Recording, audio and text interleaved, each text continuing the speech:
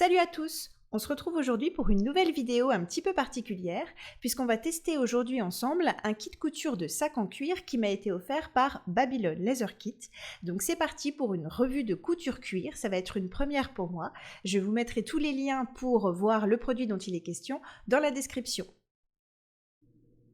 On va commencer par un petit unboxing de ce qu'il y avait dans mon colis. Alors, en plus de ce que je suis en train de vous montrer là, il y avait quelques petits goodies, des petits foulards, des petits porte-clés à accrocher au sac si on aime ce genre de choses. Autrement, je suis en train de vous montrer sur la vidéo, on reçoit donc en fait toutes les pièces du sac qui sont déjà pré-découpées, pré-percées. Certaines pièces sont entoilées, vous voyez que les doublures sont fixées, on a les zips. Donc en fait, le travail de montage du sac va vraiment être un travail d'assemblage des différentes pièces ensemble. Donc c'est plutôt bien fait, je trouve, pour commencer, pour débuter.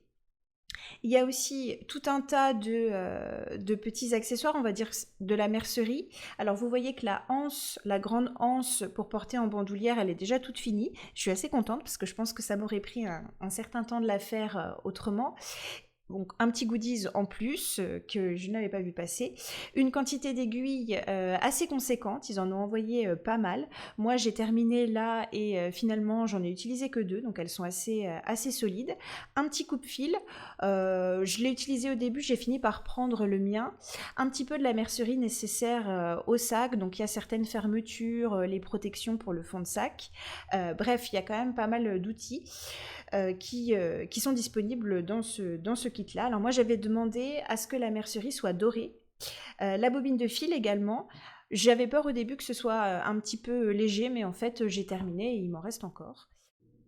Alors pour réaliser le sac, j'ai suivi les différentes étapes qui sont détaillées dans le tuto vidéo qui accompagne la réalisation de ce sac-là. Il faut juste faire attention, les tutos sont en anglais, mais c'est quand même assez bien expliqué, on comprend relativement bien ce qu'il faut faire.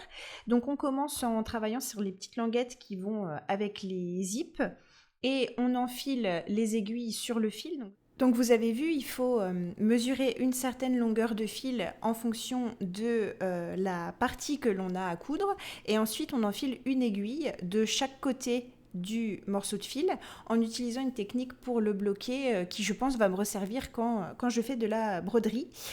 Cette technique d'enfilage particulière pour réaliser un point qu'on appelle en français le point sellier, c'est-à-dire qu'en fait on va repasser à chaque fois les 2 fils qui vont se croiser à l'intérieur du trou qui est pré-percé.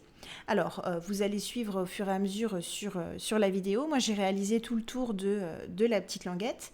Et en fait, toutes les étapes du début, j'ai l'impression, c'est vraiment des étapes de finition, un peu de décoration, pour qu'on puisse prendre en main la technique, le fil, les aiguilles, et bien comprendre ce qu'il faut faire avant de commencer à vraiment assembler des morceaux ensemble. Donc, j'ai trouvé que de ce point de vue-là, c'était quand même assez bien fait.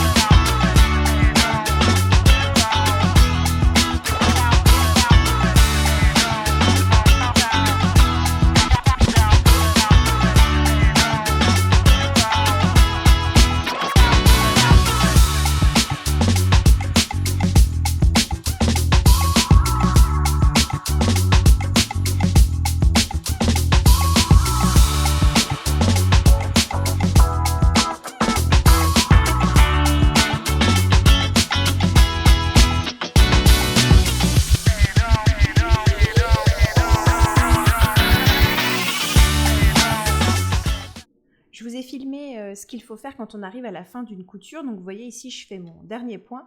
Et en fait, c'est rigolo parce que pour arrêter le fil, c'est exactement la même technique qu'à la machine à coudre. C'est-à-dire qu'on refait quelques points en arrière. On met ces 2 fils sur l'envers, on coupe le fil assez court et on écrase un petit peu le point à l'intérieur. Et c'est vrai que ça a l'air assez solide. Moi, jusque-là, ça n'a pas bougé alors que j'ai déjà pris le sac plusieurs fois. Et donc voilà le résultat de ma première couture. Donc j'étais assez fière de moi pour une première, je trouve que c'est quand même relativement propre.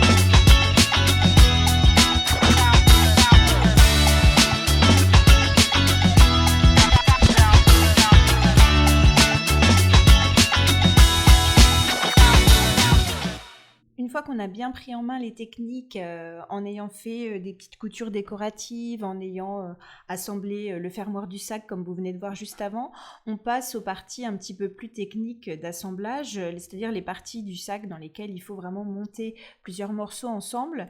Et je vous ai filmé ici la partie que j'ai trouvée finalement la plus compliquée, c'est la partie montage des côtés extérieurs du sac qui ont une petite poche où en fait il faut prendre une partie de la poche en sandwich entre deux parties de l'extérieur qui sont repliées. Alors c'est pas très facile à expliquer comme ça, mais on le voit bien sur la vidéo. Bon, voilà, ça vous permet de vous rendre compte, c'est cette partie-là que moi j'ai trouvé la plus complexe dans le montage parce qu'il fallait comprendre dans quel sens passer le fil, mais en fait en s'y reprenant à une ou deux fois et en regardant bien le tuto vidéo, j'ai fini par m'en sortir sans trop de problèmes. Donc voilà, ça vous donne une idée du degré de difficulté aussi de ce kit couture.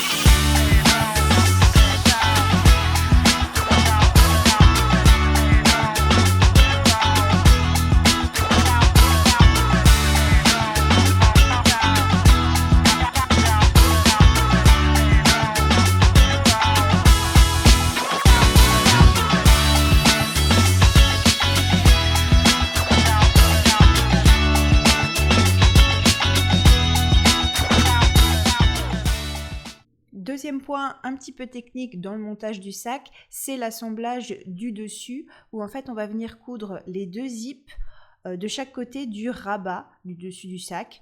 Là pour le coup il n'y a rien de compliqué, il faut juste aller doucement et être un petit peu minutieux pour faire en sorte que les deux zips soient bien alignés des deux côtés. Très franchement le tuto vidéo qui accompagne le sac montre bien comment il faut faire, donc j'ai pas eu spécialement de problème à ce moment-là de la couture.